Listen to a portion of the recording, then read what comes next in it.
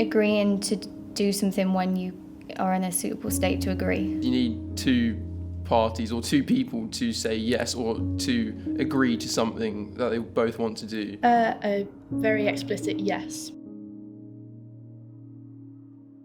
Being touched physically in a provocative or sexual way from either, it could be the same gender or another gender. When someone's actions are making another person's uncomfortable. I guess when it's not like consensual for the other person. First of all, support them, just because like obviously it's a pretty nasty thing to go through. People forget how such a small act, just being touched inappropriately in any way, can have such a big impact on someone. And maybe you could broach the subject with them and say maybe you should tell someone who can do something about it, but it's their choice at the end of the day. I try and get some help or counselling in some sort of way to, if it is affecting them. I don't know much about what support there already is. I don't really know, to be honest, much about it.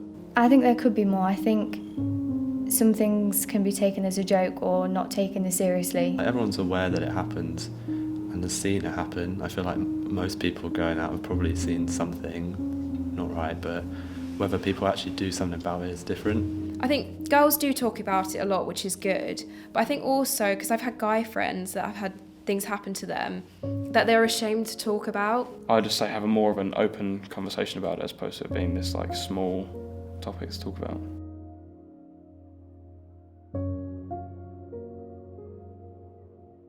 I'd make an effort to ask if they're okay and just check they're alright. If they are, then I'll walk away but keep an eye on it. I probably would just go over to the girl and try to take her out of the situation, or just ask if she's okay, like quietly. I think it's difficult, but I think that if I could tell that they weren't happy and were trying to look as if they were needing some help, then I'd go over and see if they were okay. I don't know if other girls feel this way, but I feel like as a woman, when you see a guy, especially if you didn't know the guy, harassing a girl, it is scary, because it could turn aggressive. I think if it's someone you know, then maybe there's more confidence there already to try and go over, but no one deserves to be uncomfortable in that situation, so you go over anyway.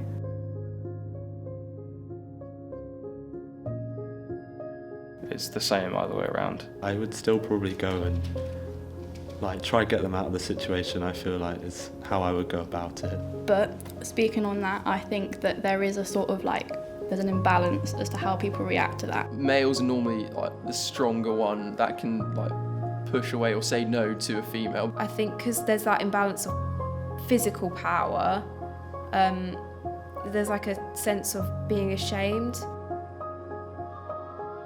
If it's not a yes, then it's obviously a no. So it's just a continuous idea of that and keeping that idea. I think people know about it, but for the wrong reasons. They don't get taught it at school. I think they go out and see it happen themselves. So it's probably better to teach at a younger age, or make them aware that, say, this stuff happens more often than you think. I think it definitely has to be talked about more often, and maybe more talked about in the sense that it shouldn't be happening as often as it is with both sexes. The view that the majority of people have is that it's more males doing it to females. It's not kind of recognised or spoken about as much, that it can be the other way around. That's what the statistics probably show, but then that's only comes from who reports it. There's definitely, from the male point of view, a lack of conversation